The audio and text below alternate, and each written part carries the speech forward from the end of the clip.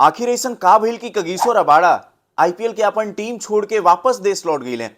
अतवार के 2 गो मैच रहे लेकिन एक ही गो हुई, वो में से बाचल एगो मैच खेलल जाई मंगर के।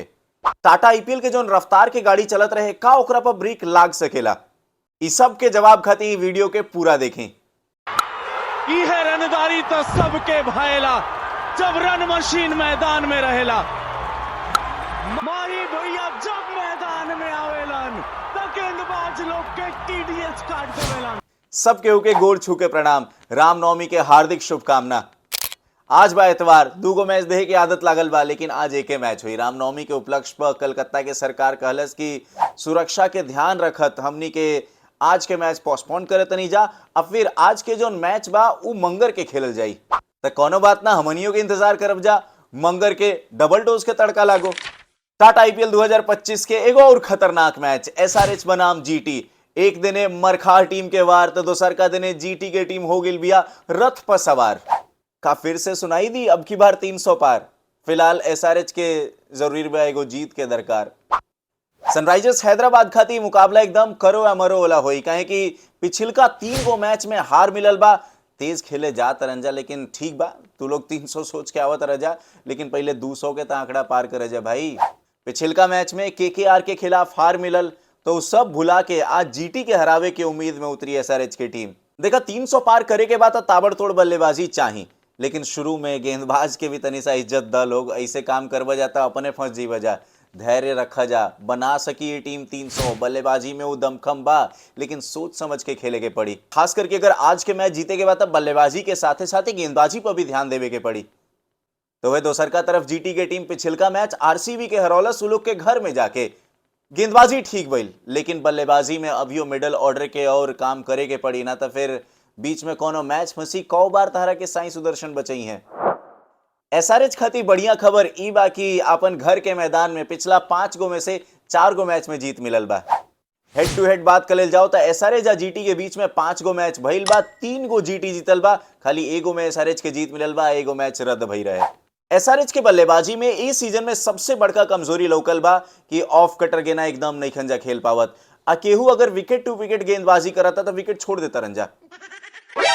हम ठीक करनी विकेट छोड़ के चल जाता रंजा, काहे कि कमी लोकल बा। जॉन गेना स्टंप टू स्टंप बैल बा, ओपे ढेर विकेट गिरल बा ई लोग के।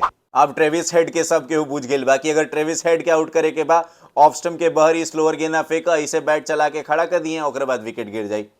ई मैच में कुछ खिलाड़ी पर एकदम नजर बना के रखब जा। सबसे पहले साई सुदर्शन बल्लेबाजी बड़ा बेजोड़ के लिए बने। लइका हर मैच में बता रहल बा कि भाई मिडल ऑर्डर के कैसे मजबूत बनावल जाला। आ सवाल भी उठत रही का जॉस बटलर के गिल के साथे ओपन करावल जाओ, तो कहलस कि ना, हमारा के तू कतहू खिलावा, हमार काम बा रन बनावे के, हम रन बना के देब। मोहम्मद शमी पावर प्ले में विकेट निकालल जाने ले। आज फिर जिम्मेदारी हुई कि जीटी के शुरुआती बल्लेबाज के केहू परेशान कर सकेला तो मोहम्मद शमी के गेंदबाजी। तो वे जीटी देने से जॉस बटलर से एक बार फिर से उम्मीद रही। एकदम शांत रहे लें जब भी खेले लें, लेकिन जब बल्लेबाजी के शुरुआत करे ले तो भाई अलगे रौद्र रूप धारण कर ले लें। अब फिर इंकरा के रोकल बड़ा मुश्किल होला। अब फिर गेंदबाजी में राशिद खान अभी तक वो रंग रूप नहीं खेलौकल। इंकरा के ऐसा लगा था बल्लेबाज लोग पहले ही से पढ़ लेते रंजा। तो राशिद खान तारा मेहनत करके उतरे के पड़ी। तारा वीरू काबिलियत बा कि सामने एसआरएच के जो मारखा बल्लेबाजी लाइनअप बा ओकरा के तो परेशान कर सकेला। अब एसआरएच के घर में ही मैच बात है। हैदराबाद के मैदान आ पिच ई कहेला कि मैदान में रन बनेला। हमनी के देखनी जा कि एसआरएच जब इस सीजन के अपन पहिलका मैच खेलस, ईशान किशन के शतक आइल आ 286 रन बनौलन जा। भले दोसरका देने से आरआर के टीम भी 242 बनौले रहे। तो ए हिसाब से अगर 5-5.5 रन विकेट पर लागत था तो फिर आज के मैच भी जोरदार होखे वाला बा। पिच के हिसाब से गेंदबाजी प्रदर्शन के बारे में बात करा तो तेज गेंदबाज के अभी तक 83 गो विकेट मिलल बा। स्पिन गेंदबाज के 40 गो विकेट मिलल बा, लेकिन इकोनॉमी सब गेंदबाज लोग के 9 आ 10 के बीच में बा। अब कौन कौन बल्लेबाज लोग भौकाली दिखा सकेलन जा। एसआरएच के गेंदबाजी के खिलाफ जीटी के कप्तान के आंकड़ा ठीक बा। 13 गो मैच में 398 रन, स्ट्राइक रेट भी 125-30 के लगभग बा। मने आके बल्लेबाजी करे जाने लन।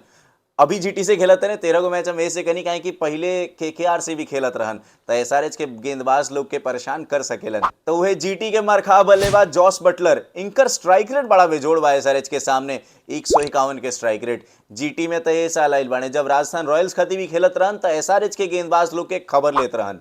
अभिषेक शर्मा अभियो अपन फार्म के तलाश में बाड़े, अब ना तक कब। तो है ईशान किशन पहिल का मैच में शतक आ गिल बा, ओकरा बाद फिर से एगो बड़का पारी के इंतजार बा। टॉप ऑर्डर आ मिडिल ऑर्डर के परफॉर्मेंस करे के पड़ी ना, तब फिर एसआरएच के जौन हारे के कहानी बा ऐसे ही चलत रही। एगो बल्लेबाज सबसे ज्यादा प्रभावित के बा बल्लेबाजी में एसआरएच देने से हेनरिच क्लासन। ये अलगे जोन में आवेले, मैदान में उतरे तो ऐसा लगेला कि बैटवा में एगो पावर बटन लगल बा, ऑन कर देवेले ओकरा बाद खाली चौका छक्का लगेला। अब कौन कौन गेंदबाज लोग गर्दा उड़ा सकेलन। मोहम्मद सिराज के 11 गो मैच में 9 गो विकेट बा एसआरएच के खिलाफ। हैदराबाद से सिराज आवेले वैसे, लेकिन हैदराबाद के टीम के खिलाफ बढ़िया गेंदबाजी करेले। गेंदबाजी में राशिद खान के भाई प्रभावित करे के पड़ी, अगर तू विकेट ना लेवे जइबा तो फिर टीम मुश्किल में फंसत रही। भले पिछल का मैच में जीत मिलल बा, लेकिन एसआरएच के मरखा टीम के रोके के बा तो स्पिन अटैक बढ़िया करे के पड़ी। अब देख ले जाओ आमना सामना की बल्लेबाज या गेंदबाज लोग भेटालन जा तब फिर कैसन माहौल रहेला। शुभमन गिल के मोहम्मद शमी बड़ा परेशान के लिए बने। भले पिछल का सीजन दोनों एक ही टीम में रहन जा, लेकिन जब अलग अलग खेलत रहन जा तो शुभमन गिल शमी के खिलाफ 41 रन बनौले तो बाणे, लेकिन शमी इंकरा के 2 बार आउट के लिए बने। तो जॉश बटलर के केहू परेशान कर सकेला तो मोहम्मद शमी बाणे 2 बार इहो बटलर के आउट के लिए बने। तो शुरुआत के जौन 2 गो बल्लेबाज बाड़न जा जॉश बटलर और शुभमन गिल, दोनों जना सावधान रहिए जाए, काहे कि पावर प्ले में मोहम्मद शमी जब गेंदबाजी करे खाती हैं तो गेना लहरी और तू लोग के आंकड़ा भी खराब बा इनकरा खिलाफ। ई मैच में भी रिकॉर्ड के घंटी बाज रहल बा, लेकिन रहुआ सब हो से पहले जाई चैनल के सब्सक्राइब करी जा, शेयर करी जा, बेल आइकन के दबाई जा, ताकि भोजपुरी में क्रिकेट के अपडेट सब केहू तक पहुंच सको। रिकॉर्ड के घंटी बता रहल बा कि 2 गो विकेट मिल जाए अगर मोहम्मद सिराज के, तो फिर 100 विकेट पूरा हो जाए इनका टाटा आईपीएल में। अब जौन शुरुआत में हम कहले रही कि कगिसो रबाड़ा काहे अपन देश वापस लौट गिल बाड़े, तो कोनो निजी कारण बा जेकरा चलते वो कुछ मैच खातिर टीम में नईखन, यही से वो अपन हम वतन लौट गिले, लेकिन वापसी जरूर करी हैं। तो वह आज के जौन मैच रहे केकेआर बनाम एलएसजी, सुरक्षा कारण के देख के कलकत्ता सरकार ये फैसला लेलस कि आज के मैच के रोक देल जाओ, आई मैच फिर मंगर के खेल जाई। अब समय हो गिल बा प्रेडिक्शन के। आज के मैच में हमार फेवरेट टीम जीटी भी, हम गुजरात टाइटंस के सपोर्ट करत नहीं। रउआ सब कमेंट करके बताई जा कि कौन टीम आज सबसे तगड़ा खेल सकेले, का जीटी जौन जीत के हैट्रिक बा वो पूरा करी, कि का एसआरएच के मरखा टीम वापसी करी।